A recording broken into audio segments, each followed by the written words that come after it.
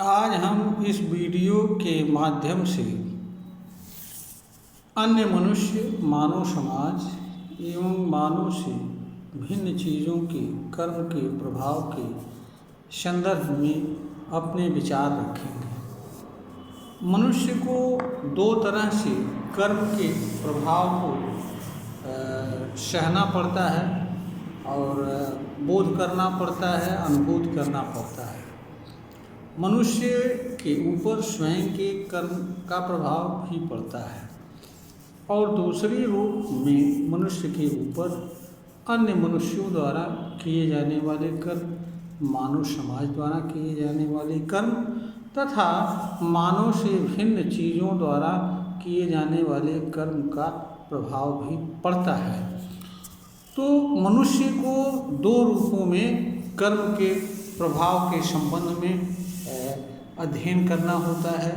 और उनके संबंध में किसी तरह का निर्णय लेना होता है। स्वयं के कर्म के संबंध में पिछले वीडियो के माध्यम से बताया गया था और स्वयं के कर्म के संबंध में मानव के पास एकमात्र बचाव का साधन कर्म में बदलाव करना होता है। अगर स्वयं के कर्म से मनुष्य को किसी तरह की पीड़ा तकलीफ होती है तो मनुष्य के पास कर्म परिवर्तन का एकमात्र विकल्प बचता है। जहाँ तक दूसरे मनुष्य एवं मानव समाज तथा मानव से भिन्न चीज़ों के कर्म का प्रभाव है, अगर इनके कर्म का प्रभाव ऐसा है जिससे मनुष्य को किसी तरह की पीड़ा एवं तकलीफ होती है तो मानव के पास यह अवसर उपलब्ध होता है कि वह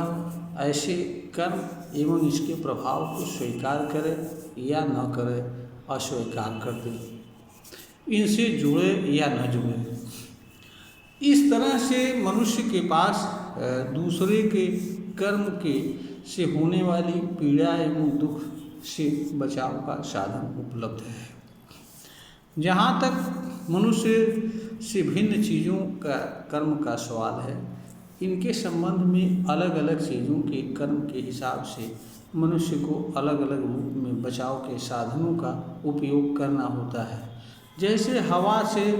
के क्रियाकलाप से मनुष्य के पास बचाव का साधन अलग है, सूर्य की रोशनी से बचाव का साधन अलग है, आग से बचाव का साधन अलग है। इसी तरीके से मनुष्य से भिन्न जो अन्य प्राणी हैं उनसे के कर्म से होने वाली पीड़ा एवं दुख के बचाव के साधन अलग अलग होते हैं, जिनको मनुष्य को जानना एवं समझना होता है तथा उससे बचाव करना होता है। जहाँ तक मनुष्य के दूसरे मनुष्य के कर्म से होने वाले पीड़ा एवं दुख का संबंध है तो यहाँ पर मनुष्य के पास यह अवसर उपलब्ध है कि वह ऐसे कर्म एवं उसके प्रभाव से स्वयं को जोड़े या ना जोड़े अथवा दूर रखे और इनसे जुड़े बिना अपना कर्म करता रहे। कोई ज़रूरी नहीं है कि मनुष्य अन्य मनुष्य द्वारा किए जाने वाली कर्म की प्रतिक्रिया व्यक्त करे, वह मौन रह करके भी विरोध कर सकता है, बिना कुछ कहे भी विरोध कर सकता है और दूसरी तरफ उससे स्वीकार न करके एवं उससे जुड़ न करके उससे होने वाले दुष्प्रभाव से स्वयं को बचा सकता है। यह भी एक सच्चाई है कि हर चीज़ का जवाब प्रतिक्रिया रूप में देना किसी भी दृष्टि से उचित नहीं होता है, क्योंकि प्रतिक्रिया जीवन भर चलती रहती है और इस तरीके से ऐसा करते हुए मनुष्य अपने जीवन जीने के सुखद एवं शांतिपूर्ण अवसर को खो बैठता है। वह घर से बाहर हर जगह अशांत ही रहता है और एक क्षण के लिए वह शांत एवं स्थिर मन से जीवन नहीं जी पाता है। इसलिए मनुष्य के लिए यह आवश्यक होता है, जहाँ कोई बहुत ज़रूरी हो, आवश्यक हो, जिससे किसी तरह का स्वयं या मानव समाज का किसी भी तरह का कल्याण हो सकता है, भला हो सकता है, वहाँ मनुष्य की अन्य मनुष्य के कर्म को स्वीकार करना चाहिए, उस पर किसी तरह की राय देना चाहिए, अन्यथा दूसरे के कर्म से एवं इसके प्रभाव को स्वयं को दूर रखते हुए अपना कर्म करते हुए जीवन जीना चाहिए। प्रतिक्रियावादी सोच एवं विचार कभी भी अच्छा नहीं होता है। इससे अनावश्यक रूप से मानव समाज में विवाद होता है और मारपीट होती है, संघर्ष होता है और मानवीय शांति को खतरा पहुंचता है और मानव जीवन असुरक्षित होता है।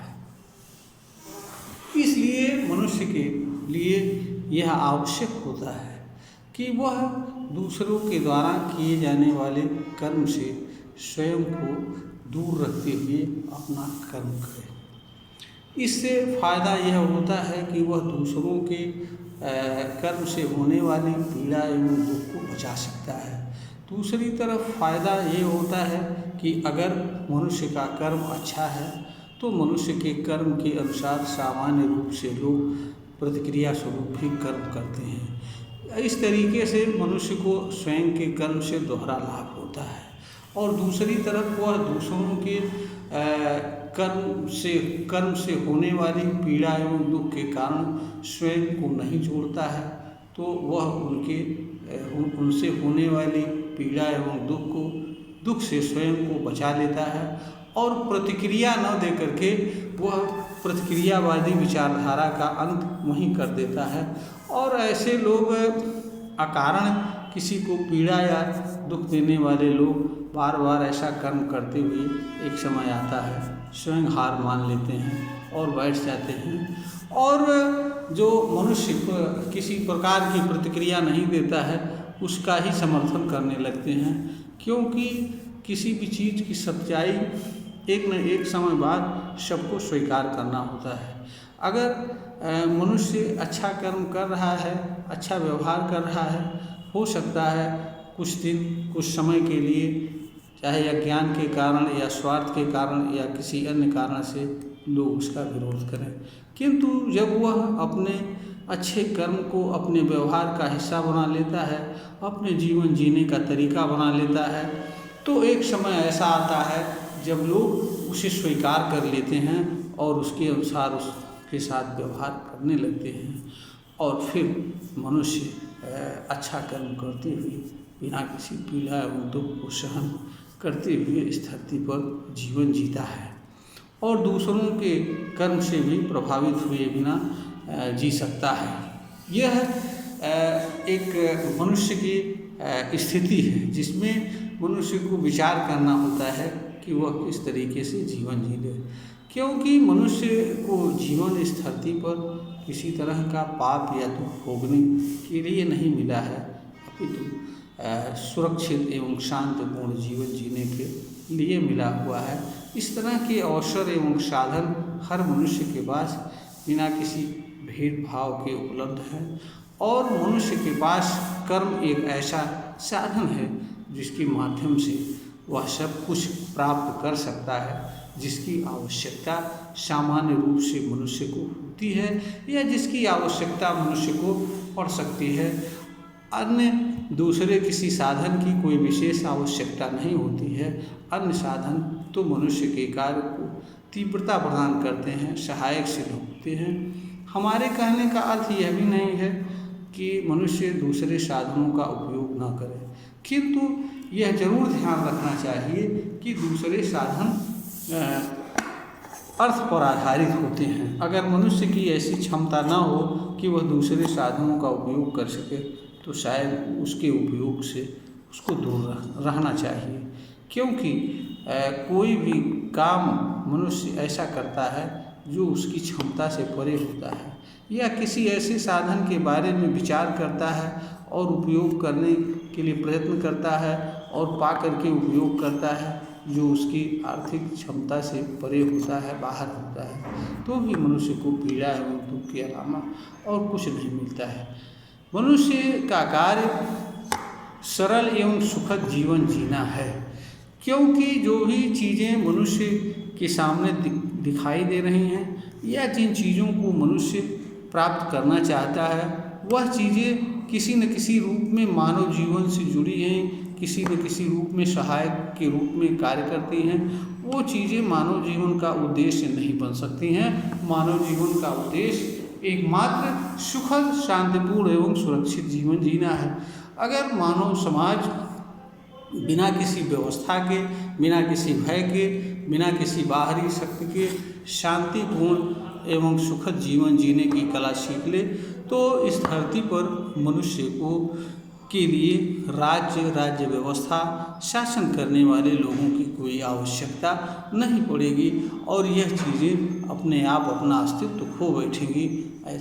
और इनके से परे हट करके मनुष्य स्वतंत्र और सुरक्षित जीवन जी सकता है। यह तो मनुष्य की आवश्यकता के कारण उत्पन्न हुई हैं। जब मनुष्य अपनी विवाद को, संघर्ष को नहीं सुलझा पाता है तब भी उसे तीसरे व्यक्ति की ज़रूरत पड़ती है और वो तीसरा व्यक्ति चाहे राजा हो, राज्य हो या किसी तरह की न्यायिक प्रणाली हो, व्यवस्था हो, यह इस रूप में अस्तित्व में आई हैं और हमारे सामने विद्यमान है। इनका काम है मानव के कार्यों को संपन्न करना। ये मानव जीवन का उद्देश्य नहीं हो सकती हैं और जो लोग इनको पद पाने में या उनसे जुड़े पदों को प्राप्त करने में मानव के जीवन को उद्देश्य से जोड़ते हैं, वास्तव में उन्हें यह भी नहीं ज्ञान है कि वह क्या हैं और उनके जीवन का कार्य क्या है और उनके जीवन का उद्देश्य क्या होता है। अगर मनुष्य यह समझ जाए तो उसके लिए यह सारी चीज़ें गौण हो जाती हैं और भौतिक चीज़ें जितनी भी इस धरती पर विद्यमान हैं, दिख रही हैं, वह सभी मनुष्य के जीवन में एक सहायक साधन के अलावा कुछ नहीं है और इनसे अधिक इनका कोई मूल्य नहीं है, महत्व नहीं है। इसलिए ये कभी भी किसी भी दिशा में मानव जीवन का उद्देश्य नहीं बन सकती हैं और मनुष्य इन्हें प्राप्त करने एवं भोग करने के लिए जन्म नहीं लेता है और न इसकी आवश्यकता मनुष्य को होती है। इसलिए मनुष्य के लिए यह आवश्यक होता है जहाँ तक हो सके मनुष्य दूसरे के कर्म से जो भी पीड़ा एवं दुख होने वाले चीज़ें हों उनसे स्वयं को न जुड़े, उनसे संबंध न रखे, उनसे दूरी बना करके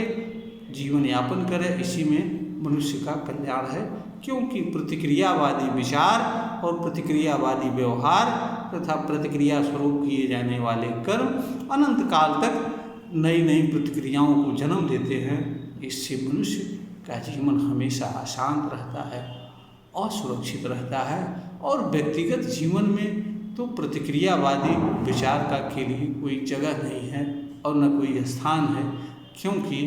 यह विचार घर से बाहर हर जगह मनुष्य को अशांत करता है, असहज करता है, उसकी शांति में बाधा बनता है। इसलिए मनुष्य को प्रतिक्रियावादी नहीं होना चाहिए। मनुष्य को अगर कहीं कोई आवश्यकता हो तभी किसी के कथन या विचार के संबंध में बात करनी चाहिए, अन्यथा उसे इग्नोर करते हुए जीवन जीना चाहिए, उससे जुड़ना नहीं चाहिए, क्योंकि मनुष्य का काम किसी चीज़ से जुड़ करके अपने आप को दुख में डालना नहीं होता है। तो जिस चीज़ से जुड़ने से, जिस चीज़ को स्वीकार करने से, जिस चीज़ को मानने से मनुष्य को किसी तरह का पीड़ा तकलीफ हो, मनुष्य को उससे जुड़ना नहीं चाहिए, उससे तकलीफ़ नहीं उठाना चाहिए, उससे दूर रहना चाहिए, उसे किसी भी दशा में स्वीकार नहीं करना चाहिए। यही मनुष्य की समझदारी है, बुद्धिमत्ता है। यह वीडियो ज्ञानवर्धन है, बनाई गई है, प्रेषित की जा रही है। अगर श्रोता को ज्ञानवर्धन के योग्य प्रतीत हो तो इसे लाइक करें, शेयर करें और सब्सक्राइब करें।